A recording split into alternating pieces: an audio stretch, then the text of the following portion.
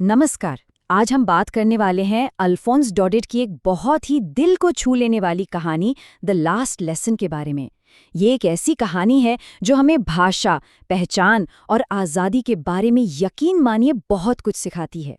जरा सोचिए, अगर किसी को ये पता चले कि आज के बाद वो अपनी मातृभाषा कभी नहीं बोल पाएगा, तो कैसा महसूस होगा? बस यही वो एक सवाल है जो इस पूरी कहानी की, द लास्ट लेसन की जान है। तो कहानी हमें ले जाती है 1871 के फ्रांस में, अल्सिस का एक बहुत ही खूबसूरत इलाका, जहां उस वक्त युद्ध के काले बादल मंडरा रहे थे और लोगों की जिंदगी हमेशा के लिए बदलने वाली थी। कहानी का जो मेन कैरेक्टर है वो है फ्रांस, एक छोटा सा लड़का।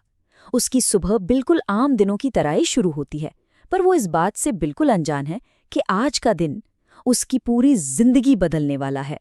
तो फ्रांस के लिए आज स्कूल जाना ना एक बहुत बड़ी मुसीबत थी।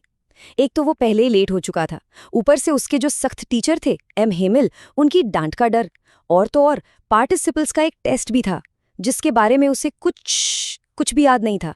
तो बस मन तो यही कर रहा था कि स्कूल छोड़कर कहीं बाहर घूमने निकल जाए। लेकिन जैसे ही वो स्कूल के पास पहुंचता है, उसे कुछ अजीब लगता है। एक एक अजीब सी खामोशी। आज माहौल बिल्कुल भी रोज जैसा नहीं था। उसे एक के बाद एक अजीब चीजें दिखती हैं। सबसे पहले तो टाउन हॉल का जो नोटिस बोर्ड था, वहां जबरदस्त भीड़ लगी हुई थी। फिर जब वो स्कूल पहुंचा तो वहां ऐसी शांति थी मानो इतवार की सुबह हो। और सबसे अजीब बात, क्लास के अंदर गांव के बड़े बुजुर्ग खामोशी से पीछे बैठे हुए थे। और तो और उसके टीचर एम हेमिल, वो अपने सबसे अच्छे कपड़ों में थे। फ्रांस समझ गया कि कुछ तो बहुत बड़ा होने वाला है। और फिर उसी खामोशी के बीच वो सच सामने आया जिसने सबकी दुनिया हिलाकर रख दी। फ्रांस अभी भी इसी सब उधेड़बुन में था कि तभी एम हैमल अपनी कुर्सी पर बैठे और उनकी आवाज में एक ऐसी गंभीरता थी जैसी पहले कभी किसी ने नहीं सुनी थी। और फिर उन्होंने वो कहा जो फ्रांस के कानों में बिजली की तरह कड़का।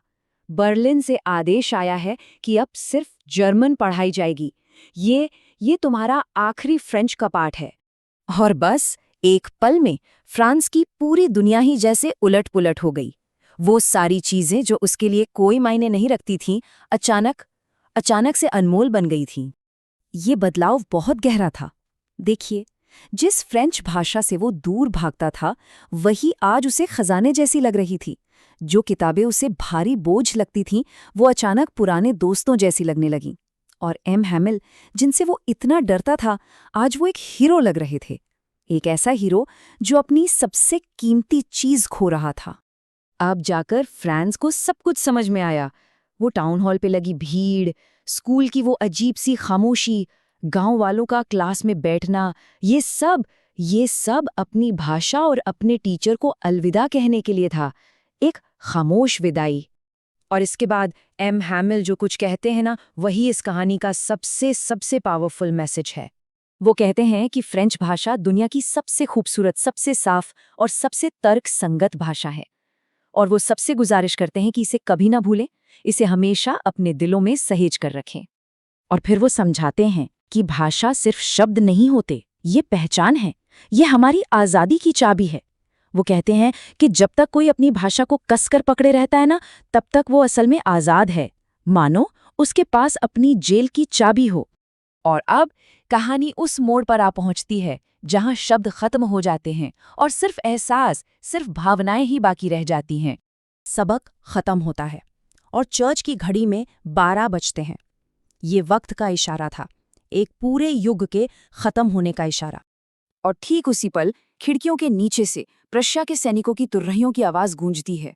ये एक कड़वी सच्चाई की याद दिला रही थी कि अब एक नया राज आ चुका है। एम हेमिल का चेहरा एकदम सफेद पड़ जाता है। वो कुछ कहना चाहते हैं, पर उनकी आवाज गले में ही कहीं फंस कर रह जाती है। हिम्मत हारकर वो खामोशी से ब्लैक बोर्ड की तरफ मुड़ते हैं और फिर अपनी पूरी पूरी ताकत लगाकर वो चौक से ब्लैक बोर्ड पर लिखते हैं, विवे ला फ्रांस, यानी फ्रांस अमर रहे। ये उनका आखिरी खामोश विद्रोह था, देशभक्ति का एक ऐसा प्रदर्शन जिसे कभी भुलाया नहीं जा सकता। और बिना कुछ कहे वो बस हाथ से इशारा कर देते हैं कि क्लास खत्म हो गई। ये कहानी हमें इसी सवाल के साथ छोड़ जाती है कि हमारी पहचान क्या है, हमारी आज़ादी का मतलब क्या है, हमारी अपनी जेल की चाबी आखिर है क्या।